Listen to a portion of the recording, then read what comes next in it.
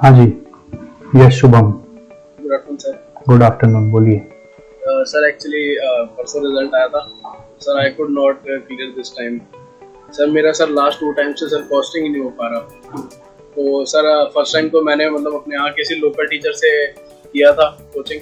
कहाँ से आप? सर मैं यमुनानगर हरियाणा। अच्छा। तो सर लास्ट टाइम मैंने पूरा जब से हमारा वो केस स्टडी डाइजेस्ट आया मैंने कम्प्लीटली सर आपको फॉलो किया, revision videos and sir the case study digest videos. Sir वो उससे सर मेरे को तो काफ़ी हेल्प मिली, मेरे मार्क्स भी इम्प्रूव हुए, बट सर मैं क्लियर नहीं कर पाया। तो सर मुझे थोड़ी सी हेल्प चाहिए थी, या सर मैं कहाँ पर मिस्टेक कर रहा हूँ। सर मेरे से क्लियर नहीं हो पा रहा कॉस्टिंग, सिर्फ कॉस्टिंग में रह रहा हूँ। और सर मेरी एक इलेक्टिव में तो एग्जाम्शन आ गई थी, तो वो सर यही नहीं हो पा रहा मुझे। ग्रुप 1 हो गया? नहीं नहीं sir, second. Sir last time मैंने बोथ ही दिए थे, तो एक एग्जाम्शन थी और सर कॉस्टिंग नहीं हुआ। तो फिर मेरे पेरेंट्स ने कहा कि सिंगल सिंगल करके दे दो। तो अभी क्या ग्रुप 1 आपका अभी भी ड्यू है? हाँ जी सर, ग्रुप 1 हुआ है, तो मैंने इस टाइम तो सर सेकंड ही दिया था सर। तो अब आगे का क्या प्लान है? सर अभी तो सेकंड ही दूंगा वापस? Yes sir. और सर सिर्फ कॉस्टिंग में से हो नहीं पा रहा यार। सर मैं कहाँ मिस्टेक कर रहा हूँ। मैंने एक सर आपका 11+1 वाला भी वो देखा था, बट सर वो उसमें वो समझ नहीं आया कि सर उसको ज्वाइन कैसे करूँगा। तो उस पर नहीं मिल पा रहा सर। जैसे आपको वेबसाइट है उसमें मुझे क्लियर नहीं हुआ, या तो मैं सर वो ज्वाइन करूँ या फिर कैसे करूँ सर प्रिपेयर कॉस्टिंग के लिए। दिक्कत कहाँ पे आ रही है आपको? सर एक तो एग्जाम जब मैं कॉस्टिंग का वहाँ पर देने बैठता हूँ सर, मतलब बहुत सर घबराहट हो जाती है वहाँ पर। जैसे सर बहुत ज्यादा नर्वसनेस है। घर से मैं सारा करके गया सर, 5 टाइम्स मैंने केस स्टडी डाइजेस्ट कर लिया, मटेरियल भी कर लिया, बट उससे तो कुछ आया ही नहीं ना। Yes sir. सर 33 मार्क्स आए मेरे सर। नहीं, केस स्टडी डाइजेस्ट से तो आया नहीं एग्जाम में, तो दिक्कत कहाँ पे आई? सर वहाँ पर सर एक तो मेरे से ट्रांसफर प्राइसिंग ही सॉल्व हुआ, मतलब मैंने फर्स्ट क्वेश्चन उठाया था वहाँ पर, और एक सर वो स्टैंडर्ड का इस बार क्वेश्चन भी बहुत टफ आया था। अभी मैंने ट्रांसफर प्राइसिंग मैंने इसलिए नहीं अभी फिर उठाया, सर आपने वैसे उसका वो करवा दिया सॉल्यूशन, लेकिन मैंने सर अभी किया नहीं। जब तक मैं रिवाइज नहीं करूंगा मैं तब तक वीडियो नहीं देख रहा। कि मैं एक बार पहले आप हमेशा बोलते हो कि खुद सॉल्व करो, नहीं आ रहा तो हेल्पिंग हैंड तो है ही है, बट सर वो हो नहीं पा रहा। मतलब सर मैं करूँ क्या? सर मैं बहुत रोया था परसों। कॉस्टिंग 195 मार्क्स है मेरे टोटल, और कॉस्टिंग की वजह से रह गई। देखो, एक सजेशन है मेरा कि आप पहला चारों पेपर अपना रीचेक में डाल दो। सर 3 एक तो एग्जाम कर, तो तीनों पेपर को रीचेक में डाल दो, ठीक है? फिर उसका आप वो भी मंगवा लो पेपर, टू आइडेंटिफाई कि गड़बड़ कहाँ पे हो रहा है। जब तक कि पेपर आएगा तब तक शायद सजेस्टेड आंसर भी आ जाए, तो उससे मैच करके हम लोग को देखना है कि हमारा मिस्टेक कहाँ पे हो रहा है। और मुझे लगता है कि जो मार्क्स नहीं आ रहे हैं कि जो सुन के मैं अपने एक्सपीरियंस से बोल पा रहा हूँ, उसका एक ही रीज़न है कि थोड़ा सा आपको थ्योरी याद करने में दिक्कत हो रहा होगा। मतलब जैसे होता है ना, आप समझ पा रहे हैं तभी आप इंटरेस्ट लेके इतना क्लासेस कर लिए, बट वो होता है ना कि ये क्वेश्चन पढ़ा तो इसके कितने पॉइंट्स है, 7 पॉइंट्स है, वो 7 पॉइंट याद है कि नहीं। उस तरह से हर कॉन्सेप्ट के भी पॉइंट्स होते हैं और हर क्वेश्चन के भी पॉइंट्स होते हैं। अब कॉन्सेप्ट पढ़ के जाओगे तो क्वेश्चन का पॉइंट्स सारा का सारा क्वेश्चन नहीं होता है। कुछ कुछ क्वेश्चन इतने आप में इतने यूनिक होते हैं कि उसको आपको अलग से करना पड़ता है। वो कॉन्सेप्ट से कई बार खाली कॉन्सेप्ट के नॉलेज से नहीं हो पाते, और कुछ कुछ क्वेश्चन ऐसे होते हैं जो खाली कॉन्सेप्चुअल नॉलेज रहा तो हो जाएगा। तो आपको आइडेंटिफाई करने पड़ेंगे कौन सा क्वेश्चन आपका कॉन्सेप्ट से आपका हो गया और कौन सा क्वेश्चन आपका कॉन्सेप्ट से हुआ नहीं, उसमें बहुत सारा कुछ एक्स्ट्रा दिया हुआ है। तो जब पढ़ते हैं तो आपको वो 2 चीज करना है, और उसके बाद हर कॉन्सेप्ट का पॉइंट्स को थोड़ा सा रिकॉल कर करके याद करना है। मतलब कि रेलेवेंट कॉस्टिंग में अगर रेलेवेंट कॉस्ट ऑफ मटेरियल्स में जितने सिचुएशंस होते हैं वो आपको याद है कि नहीं। इस तरह से फीडबैक कंट्रोल का गाइडलाइंस क्या है, फीड फॉरवर्ड कंट्रोल का गाइडलाइंस क्या है, इस तरह से इन्वेस्टिगेशन ऑफ वेरिएंस का फैक्टर्स कितना सारा है, टीक्यूएम और टीपीएम में रिलेशनशिप का 5 पॉइंट बताइए। तो इस तरह से आपको पॉइंट्स याद रहने चाहिए। जब तक वो याद नहीं होगा ना, आपका फियर आपके साथ रहेगा। फियर को भगाना है तो पॉइंट्स याद करना पड़ेगा। वो कंसेप्चुअली भी याद होगा और क्वेश्चन पढ़ेंगे तो उसका भी जो पॉइंट्स निकलता है उसको भी याद करना पड़ेगा कि ये होटल वाला क्वेश्चन है, इसमें ये 6 पॉइंट्स थे, वो 6 पॉइंट आपको माइंड में सजा के रखने पड़ेंगे, है ना। पहला ये है। दूसरा, आपको रिवीजन सिस्टम हमारा जो चल रहा है यूट्यूब में, वो एक फिक्स टाइम पे चलता है। सुबह अभी चल रहा है शाम को 7 बजे से रात को, जब तक चैप्टर खत्म नहीं होगा तब तक, एक दिन में एक चैप्टर। उसको ज्वाइन करने के लिए आपको यूट्यूब में बस 7 बजे से क्लास लेने बैठ जाना है, और उस रिवीजन सिस्टम का जो नोट्स है उसको एक्सेस करने के लिए आप अभी जाके अगर यूट्यूब में देखोगे तो वीडियो शेड्यूल किया हुआ है, उसके डिस्क्रिप्शन में एक लिंक है, वो लिंक पे आप क्लिक करेंगे तो आपको एक फॉर्म भरने बोलेगा। उस फॉर्म से आपको गूगल क्लासरूम नाम का एक ऐप डाउनलोड करने बोला जाएगा, उसको ज्वाइन करना है। उसमें हम लोग आपको हर चैप्टर का पीडीएफ दे रहे हैं, और उस चैप्टर से जितना भी क्वेश्चंस है आज तक इंस्टीट्यूट का, उसका लिस्ट दे रहे हैं विथ रेफरेंस कि वो कहाँ से लिया गया है, और उसका वीडियो सॉल्यूशन भी दे रहे हैं हर क्वेश्चन का। और तीसरा, आपको हर क्वेश्चन का जो पॉइंट्स खोजने में दिक्कत हो जाता है या याद रखने में दिक्कत होता है, उसके लिए क्विज बना के दिया हुआ है कि क्वेश्चन ये है तो उसका आपको आंसर्स लिखना है। तो आंसर लिखोगे तो, और सबमिट करने से आपको हर पॉइंट पे, हर क्वेश्चन का आंसर पे फीडबैक मिल जाता है। पहले तो मैनुअली चेकिंग कर रहे थे उसका, मैनुअल चेकिंग नहीं कर रहे हैं, अब ऑटोमेटेड है। तो ऑटोमेटेड में जो ऑब्जेक्टिव टाइप ऑफ क्वेश्चंस है उसका तो आंसर मिल जाएगा, मार्क्स मिल जाएगा, बट बाकी आपको सेल्फ इवेलुएट करना पड़ेगा। बहुत इफेक्टिव है। आज आपका हमारा शायद 3rd क्लास है, 2 क्लास उसका ऑलरेडी हो गया है। 2 क्लास हो गया मतलब 2 चैप्टर हो गया है। तो फर्स्ट 2 चैप्टर्स को एक बार आप छोड़ दीजिए, 3rd चैप्टर से पिकअप कर लीजिए, फिर बाद में जब दोबारा होगा तो फर्स्ट 2 चैप्टर्स कर सकते हैं। और सिंस आपने पहले बोला है कि मैंने सब रिवीजन वीडियोस वगैरह किए हैं आपके, तो नोट्स आपके पास है ही, आप फर्स्ट 2 चैप्टर्स अपने आप भी कर सकते हैं। बट अब फोकस लगे कि मुझे खत्म करना है, और खत्म करने का मतलब कुछ मूल मंत्र है। मूल मंत्र है कि पहला, सारा कंसेप्ट मालूम होना चाहिए, कुछ भी कंसेप्ट छूटे नहीं। उसके लिए हमारा वो रिवीजन नोट्स है, उसको समझने में दिक्कत नहीं, इसलिए क्लास है। सेकेंड, सारा क्वेश्चंस मेरे को करना है, खाली केस स्टडी डाइजेस्ट के भरोसे नहीं रहना ना। आप जिसके ऊपर ज्यादा इंफोसिस डाल दिए, 3 बार कर लिए, वो आया ही नहीं एक भी, तो आपको सारा चीज करके जाना है। तो सारा चीज कहाँ पे है तो पता नहीं चलता हम लोगों को, इसलिए वहां पे एक आपको गूगल शीट में लिस्ट बना के दिया हुआ है, आपको वो फॉलो करना है। 3rd नंबर, अब क्वेश्चन भी पढ़ते हैं तो बहुत बार फिर कनेक्ट नहीं होता कि इसमें क्या क्या पॉइंट्स है। तो पॉइंट्स को पकड़ने के लिए वो क्विज भी बनाया हुआ है, जो आपको जब आप अपना आंसर लिखकर अपना सबमिट करोगे तो सेल्फ असेस करेंगे ना, तो आपको समझ में आएगा अरे मैं क्या लिख रहा था और आंसर में क्या लिखना है।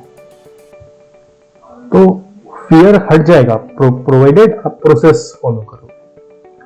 होता क्या, हम लोग सोचते हैं कि कंसेप्ट तो सीख लिया यार, अब तो और क्या करूं, अब इतना कौन याद रखेगा। ये सब जब आप इतना कौन रखेगा, इतना कौन याद करेगा, ये सब थ्योरी माइंड में जब बोलने लगते हो तो माइंड उसी तरफ से बिहेव करता है। वो बोलता है ये सब बेकार है, मैं ही सही सोच रहा हूँ। अपने माइंड को ये सिखाना है कि बेटा तू गलत है, तेरे को बदलना पड़ेगा, तब इंस्टीट्यूट मेरे को सीए बनाएगा। माइंड के आपके हिसाब से इंस्टीट्यूट नहीं चलेगा ना, आपको इंस्टीट्यूट के हिसाब से चलना है। हमारा माइंड ऐसे ही करता है, बोलता है यार मैं और क्या करूंगा यार, इतना कौन पढ़ेगा, इतना कौन करेगा, इतना कोई याद रख सकता है क्या।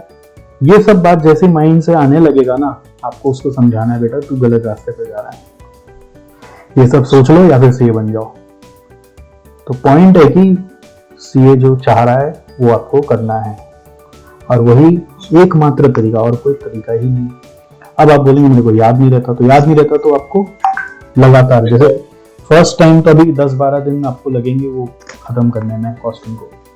उसके बाद फिर उसको फिर 2 बार और रिवीजन करेंगे, ठीक है। तो 2 बार और जब रिवाइज करेंगे ना, तो वो आपका जो रिकॉल लेवल है वो पहला बार अगर 20-30% हुआ तो 2 बार और रिवाइज करके वो 70-80% तक आ जाएगा। और फिर बाद में आपके कैलिबर के ऊपर है कि आप और कितना देर तक याद रख पाते हो।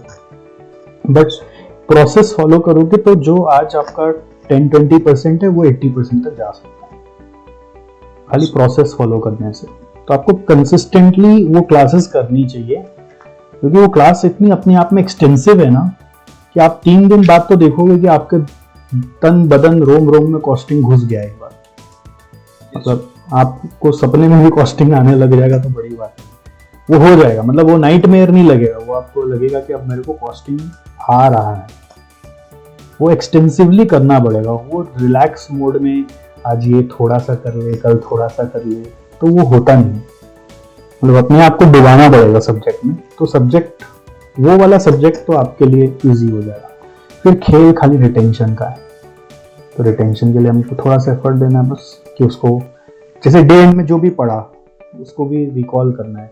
अब खाली कॉन्सेप्ट ही नहीं, क्वेश्चन को भी रिकॉल करना है, ये क्वेश्चन में क्या था, ये क्वेश्चन में क्या था, ये क्वेश्चन में क्या था। कॉन्सेप्ट का हेडिंग उसका भी पॉइंट्स याद करना है, तो क्वेश्चन का भी इस क्वेश्चन में ये पूछा था तो इसका ये आंसर है।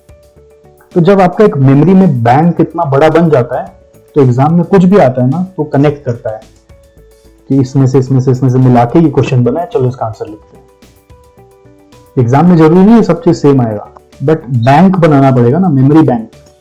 मेमोरी में बैंक में बहुत कुछ स्टोर्ड है, तो वो अपने आप मेमोरी का कैपेबिलिटीज क्या है ना, वो एक नया चीज को देख के अगर वो 4 जगह से कनेक्ट हुआ है तो चारों जगह को लेके आपका एक आंसर बना लेगा अपने आप। बट माइंड में डेटा स्टोर्ड ही नहीं है तो क्या करेंगे, कुछ नहीं कर पाएंगे। सर ये जो सिस्टम है सर, इसमें लिंक सिर्फ वो 11+1 वीडियो में मिल जाएगा या सर 2 क्लासेस है उसमें देखना पड़ेगा? नहीं, अभी आपको आप लिंक आपको मैं चैट में दे देता हूँ, ले लो। और सर एक चीज और थी सर, जैसे ना ये वाला है हमारा सर ट्रांसफर प्राइसिंग और स्टैंडर्ड कॉस्टिंग, सर मैं बहुत अच्छे से करके जाता हूँ। और सर इवन पेपर से एक दिन पहले भी ना सर आपको जो मटेरियल्स, कार्स और लेबर वाला क्वेश्चन है सर, मैं मतलब ऐसा भूला सर, मतलब पेपर से एक दिन पहले मैंने कहा सब कुछ छोड़ो सर, मैंने आपकी वीडियो पहले लगाई, मैंने सर वो कंप्लीट किया कि मैं भूल जाऊंगा। मैं सुबह भी 1 घंटा पहले उसे सॉल्व करके गया, और सर पेपर में नहीं, सुबह हो गया सर सॉल्व। जब आपकी रात को वीडियो करी, सुबह एक बार मैं सेल्फ करके गया, हो गया। बट सर पिछले दोनों अटेम्प्ट में सर ऐसा पता नहीं क्या हो रहा है, वहां पर सर ना मेरे से ट्रांसफर प्राइसिंग अटेम्प्ट होता है, ना सर स्टैंडर्ड होता है। सर कैसे करूं मैं, मतलब ये 2 चैप्टर मुझे लग रहा है ये रोक रहे हैं मेरे प्रैक्टिकल, वहां पर पोर्शन कम हो रहा है। थ्योरी शायद मैं लिख के आ रहा हूँ थोड़ी बहुत, लेकिन सर मेरे को प्रैक्टिकल में वहाँ ये 2 इनकी वजह से मैं फेल हो रहा हूँ।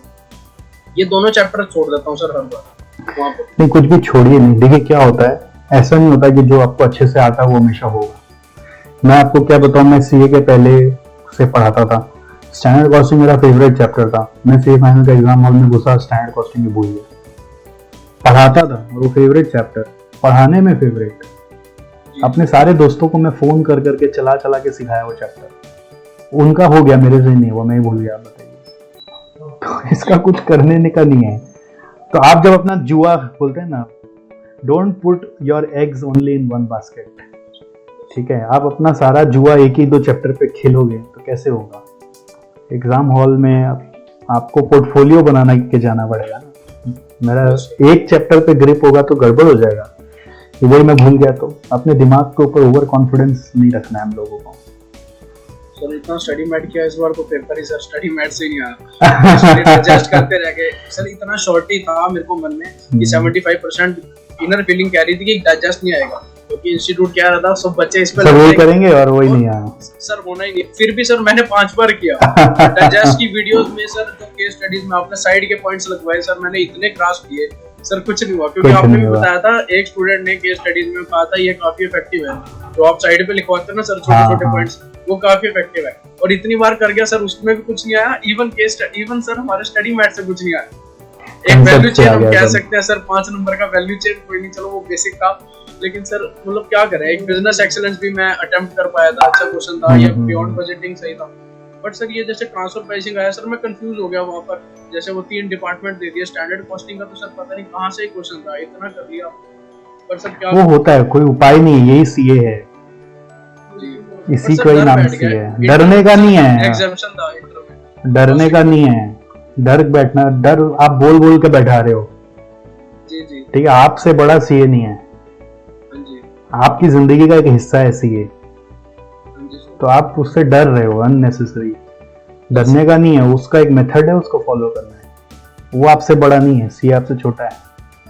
और सर वही है ना सर, इवन आसपास का सराउंडिंग सोसाइटी सर, हाँ फ्रेंड सारे सर पास हो रहे हैं। आप वो सोच के आप देखो, आपके पास 2 रास्ते हैं, आप सोच के नेगेटिव हो जाओ या आगे बढ़ो, ये भी चॉइस आपका है। आप नेगेटिविटी में डूब जाओ, कुछ नहीं हो रहा मेरे लाइफ में, ऐसे भी कर सकते हो आप, बट आप उठ के खड़े हो जाओ और बोलो कि नहीं मेरे को करना है, खत्म।